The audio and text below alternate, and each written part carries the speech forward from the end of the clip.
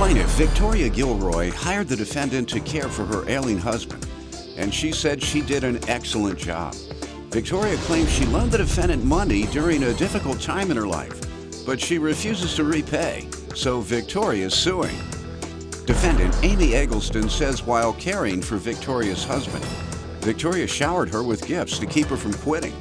Amy claims Victoria's behavior disturbed her because she often flirted with other men while her husband was ill, including Amy's husband, and she's countersuing for harassment. Start with you.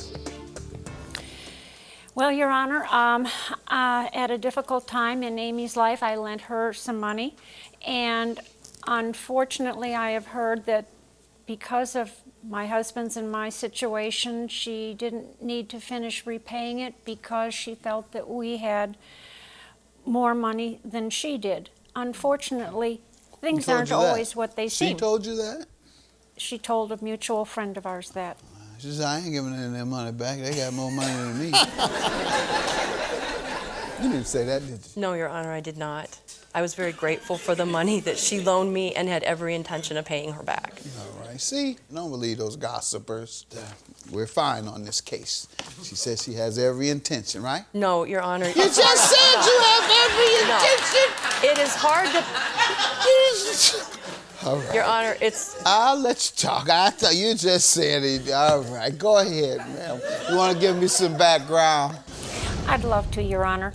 My husband was in a rehab facility in 2010, and Amy was a certified nursing assistant working there.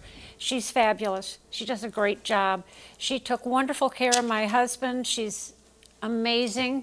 Oh, my goodness. Get her information. I'll give you a holding fee. I'd be happy to help you, For Your 20 years, for 20 years from now when I need you. All right, go ahead. Well, Your Honor, she is a fabulous worker. You couldn't do better. However, may I make a suggestion? I wouldn't loan her any money.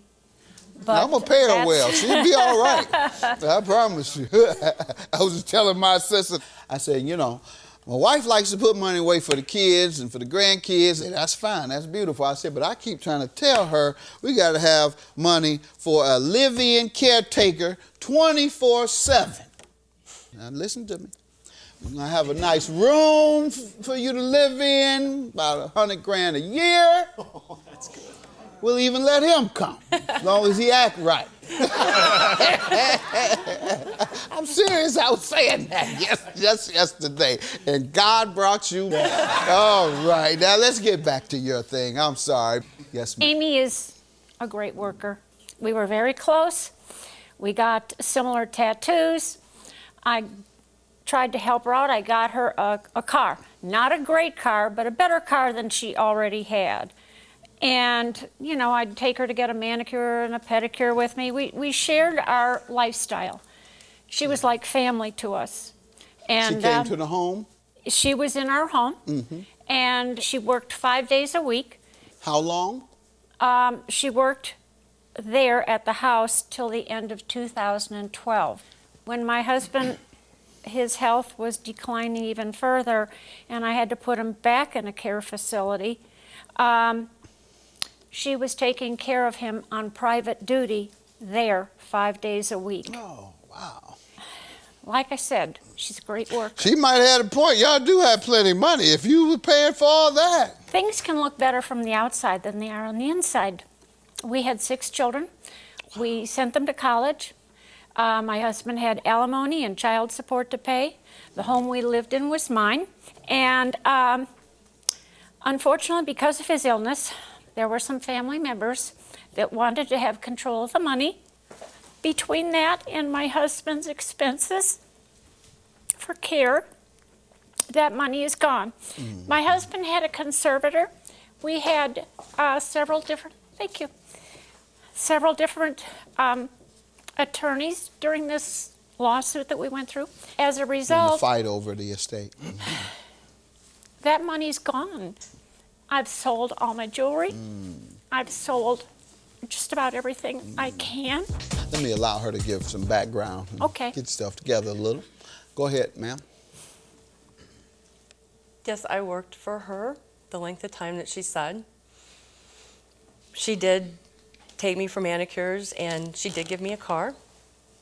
They were all gifts to keep me from quitting because of her Jekyll and Hyde personality. One minute she was my best friend, and then the next minute I could do absolutely nothing right. Ranting and raving about how simple things were done wrong every single moment. And how can you be somebody's friend when you love the person you're taking care of like a grandfather, and they are out there flirting with every single man they run into? Attorneys that came to the house, construction workers, doctors. You know, it's hard to respect somebody when they do something like that. Flirting in what way, ma'am? Tight clothing, stiletto boots in the house, bending over at certain points in time. And Your Honor, she even flirted with my husband when he came to visit me after not seeing him for a couple days. And I will let him tell you that.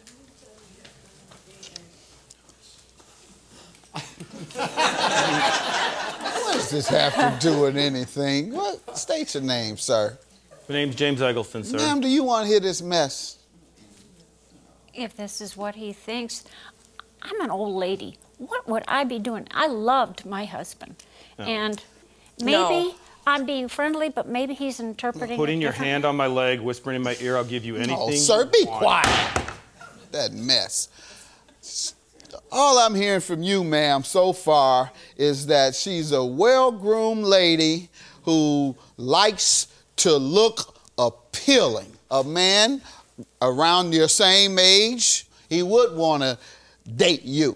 So I'm having a little fun here right now again. Yeah. But if you're short on money, just find your man with a pension. They'll like you. Just get somebody with a pension. In fact, go to Detroit. I'll take you to Detroit. They get a good pension in Detroit from that factory. I'm telling you what I know. Okay. All right. Okay. All right. Now what? This nonsense. What? She did what to you, sir? She whispered in my ear, I'll give you anything you want if you tell me that you love me, and nodded up towards her bedroom. All right? All right. Thank you very much for your testimony. Anything else you want to tell me? She did not love her husband. She Oh. would say, he's sucking me dry, he's taking all the money, I can't finish my house. She doesn't have any money because she remodeled a small cabin into a mansion. And that is what perpetuated the She lawsuit. lives in a mansion now? Yes. All right. I like that. And that is what perpetuated the lawsuit with his sons. They felt that his money should be better taken to take care of him. Ma'am, she says you did a great job. She likes you. She said nothing but good things about you. And all you've done is bash her about something that has absolutely nothing to do with caring for her husband. I was about to write a big check to put you on hold. But I ain't no telling what you're going to say about me. At some point, you're going to accuse me. Yeah, you even wrote a book on me. Hey, something about. I'm just kidding. But let's keep this like that, ma'am. Seriously. Don't bash her. Go ahead. Your Honor, if I was such a good worker, why the last 5 months that I worked for her was she paying somebody to spy on me when her husband was in the facility? And Ma'am, she did was you do that? out of town. Absolutely not. That is not true. What did that person say was the reason she had you spied? Because Miss Gilroy did not believe I was taking proper care of her husband. Why do you think she would change her story today? Because she's in court. No, if she wanted to help her case, she would say, not only does she owe me money, but she didn't do right by my husband those last 5 months. So don't believe that woman. Don't believe that man, your husband. Don't believe anybody about this woman. This woman has done a great job. The two of you did a great job. His spirit and his soul is resting comfortably because of the two of you, and we applaud you both. You owe her or not? No, I don't. Why? I could not find her for 2 years to pay her. I paid her. I terminated my employment with her. I sent 2 letters and attempted to pay her. The third letter came back handwritten, no longer living at this address. And I thought, well, when she runs out of money, she'll contact me. And the good news is she's here today. Although she knew exactly where I was at. You can pay her today, ma'am. The counterclaim for $1,500. How does she owe you for harassment? She knew exactly where I was at that whole 2 months. Harassment, how does she owe you? She called my work and asked them to fire me. And when they said, no, we're not going to do that, she said, I do not want her to go in that unit where my husband is at. Ma'am, did you do that? No, sir. You No, have any Your evidence? Honor. No, my bosses cannot write anything because it's corporate related. Ma'am, your defense today is you couldn't find her. I could not. There she is. Judgment for the plaintiff. And God bless you. And God, thank you for all the great job you did for her husband. Really, all jokes aside, I've been playing with you and having fun. But as you see, she really appreciates it. And that shows a lot about you in the eyes of everybody that's watching. Good luck to you. I'm going to dismiss your claim. You can't prove that she called your boss. Good luck. Have a good day.